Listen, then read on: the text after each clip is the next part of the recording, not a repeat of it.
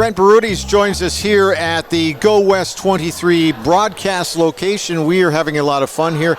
Brent is the president and CEO of Partnership Group Sponsorship Specialists. How you doing today? Really good. Thank you very much. Hey, you just came here from speaking. I just came off the main stage. How did it go?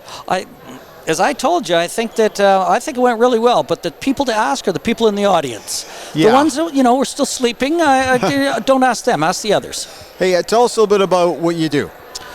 I work for a company that works with organizations like events, right, to help them to figure out at that event what they have to sell from a corporate sponsorship or a marketing perspective, and what those assets are worth. And then we help them take it to market. We're not a sales agency, but we advise and mentor them and help them build the internal capacity to be successful in bringing in more money. And so it's really, when you look at all these events that are happening, most of them have gold, silver, and bronze packages that died 25 years ago. Right.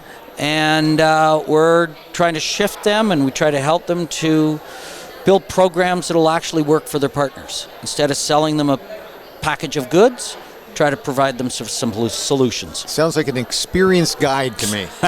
Yeah, that would be it. Okay, let's talk about, this is an event that's been away for a little while because of the pandemic, and it's great to see everybody back, but a lot of organizations have had to kind of shuffle a little bit, reinvent themselves a little bit. What about you? We've reinvented ourselves a little, but it wasn't a grandiose change. During COVID, there wasn't a lot of events. Right. So we weren't doing a lot of on-site work. We weren't going and experiencing the events and identifying the assets, the marketable assets, those sorts of things. But what shifted dramatically was our consultant and advisory side of the business. Okay. So, hey, how do we manage our sponsors when we don't have our event, or we've gone virtual? What can we do? So that grew. Our consulting and advisory side probably doubled, and it has maintained now that COVID's pretty much over. We've got all the other side of our business has come back whole hog. So I've asked a few people this question already, but how long for you to respond and to maybe change things up a little bit after we went through everything in March of 2020? We changed immediately. So okay. We were a company, we've been around since 2001. We've never had physical offices. We have a team across the country from Newfoundland to Vancouver Island, and never have there been physical offices. So we were ahead of the game on that side. The adjustment was, probably the biggest adjustment was going to Zoom. Instead of being in a room or doing something like this live, right. It was a Zoom. And this is great, by the way. I'm loving it. Yep. So am I. This whole experience. And so the end result was that we had to adapt to that side of it. And what it meant was we ended up doing a lot more training because people needed to fill that time. So this was the time to do the training for their staff. Yeah. And we did it virtually, where we used to be in a physical room with them. Let's go back a little bit. You've been doing this for over 25 years? Just about 22 years. Okay, so how did you get into this? Like, what drove you in this direction? Well, let me start here. I was born at a very early age. I was born in the hospital because I wanted to be close to my mother at the time. Excellent. Very good. Don't want to go that far back. Did you use that? Yeah, I didn't use that. Okay, all right. Just double checking. Yeah. All right. So not reusing stuff for you. You've got all original material. So I was actually in the nightclub business in Atlantic Canada, running nightclubs. The owner came to me and said, those darn university students don't drink like we used to. Find another alternate revenue channel. So it was a big facility. We took the dance club end and we converted it to a trade show space Sunday through Wednesday. And then what we did was we took the whole concept and started selling sponsorships. So hallways were renamed, drinks were renamed. We had lineups on Thursday, Friday, Saturday night, so there was sampling in line. The DJ would make announcements, say, if you're taking a taxi home tonight, Joe's Taxi's the guy to call, here's his number. So, and we charged for all of that. And then that company that owned that, the guy that owned it, also owned some radio stations, and the Montreal Canadiens moved their farm team into Fredericton. And so his radio station got the broadcast rights. And I was tasked with creating sponsorship programs for the sales team to go out and sell. So that was sort of the start. From there, I got more into the radio business. I was hired by Rolco Radio to come to Calgary. They had just acquired from what was QR77, or I guess it was something else at the time, but eventually became QR77. They needed somebody to sell their sponsorships. So I was hired to do that, specifically on the Flames broadcast side. And that would have been in the early 90s. And so I did that for a decade. And then I reached a point when Rogers had taken over that I needed to go out on my own. Right. And so I knew there was a niche in the marketplace. There was a void, a gap. There were all these organizations, whether they were sports organizations or charities or nonprofits, that just, they weren't doing a good job with sponsorship, and I could probably help them do that. So that was the launch of Partnership Group Sponsorship Specialists. So over this 22-year span, not only have you done it all, we've done a lot. You've watched a lot of people go through things. How much has changed in this industry over the last 22 years, do you think? I think a lot has changed, but I got a caveat with that. So the big things are technology, as I spoke on the main stage about. You know, I mean, the QR code today can deliver so much data to a sponsor. Yeah. We have gamification opportunities. Let's face it, sponsors, what they want is they want access. They want the content, and they if they provide content, they want to know who that person is that's watching the content or reading the content. And you work for Sportsnet, you know how that works. Yep. So content is king, but so that technology allows them to do that.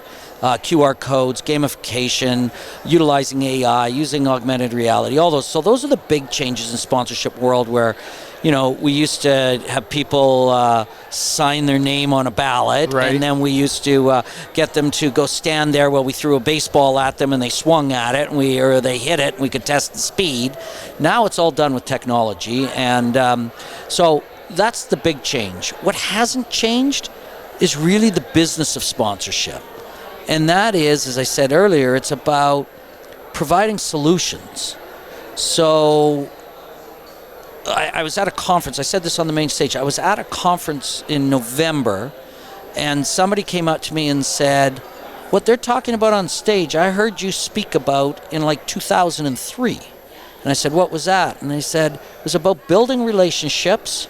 It was understanding what those sponsors were trying to achieve in their business, and then giving them the things they need to achieve that and charging them a fair market price for it. And that hasn't changed. We've waved in and out where we really have pitched packages for periods, and then we got back to the real stuff. And I think that's the part that hasn't changed. If we do sponsorship right, it's about creating experience. The sponsor creates an enhanced experience over what that person would have got if they had just paid for their ticket to come. We've changed so much technologically. There's new platforms out all the time, but yet the foundation's got to stay the same.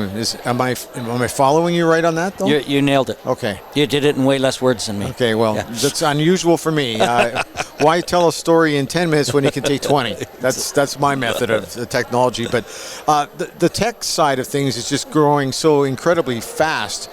How tough is it to keep up? It is tough. It's and you look at like podcasts in your business. Right. I mean, we tell clients that, you know, sometimes they got to look at a podcast. That's a perfect product for them to be able to tell their story, get their message out. But they do it through interviews with industry people, and now that positions them as thought leaders, and, you know, all these types of things. So when you take a look at that, I had a guy come to me to talk to me about podcasts. It had to be almost 8-9 years ago, maybe 10 years ago, and I just sort of thought, podcasts, I don't know what those are. And now I live and breathe by them. I mean, I've got 6 or 7 that I listen to every day. So is there one thing, and you get a chance to talk to a lot of people here, is there one thing that you're seeing event planners and producers doing and you wish they'd stop? Is there 1 or 2 things that you'd say, look, maybe we did that in the old days, which might be only 5 years ago, but now we're moving in a different direction? I think there's 2 things. The first and foremost I already identified is pitching packages, the gold, silver, and bronze. Okay. What's going to work for Air Canada at your event, and what's going to work for Reitmans are not the same. So Right. how is the same silver package going to service their needs, right? It's like selling the same person the same outfit, whether they're a guy or a girl or whatever, right? Certain products don't work for everybody. And so the silver package or the gold package doesn't necessarily work for everybody. If it works for one, it doesn't work for another. And I think the other big one is the fact that they just want to sell product. They just want to get the money in so that they can make their budgets instead of actually thinking about their partner. And I used the term in there on the stage that we've got to move away from one-night stands.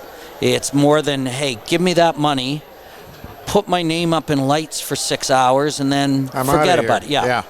Gotcha. Now, of course, we're taping out here in the lobby, so I didn't get a chance to hear you in there. What was the main thrust of your conversation with everybody?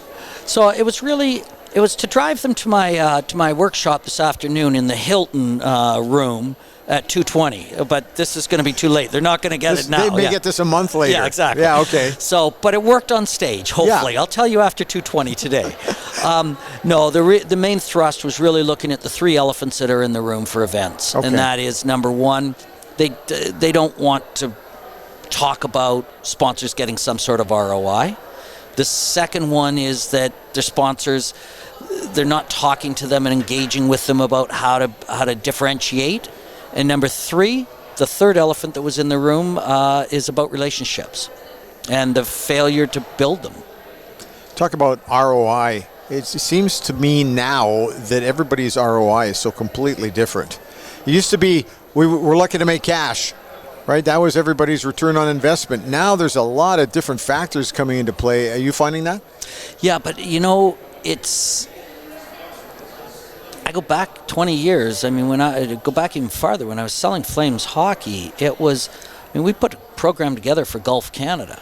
And that was a long time ago.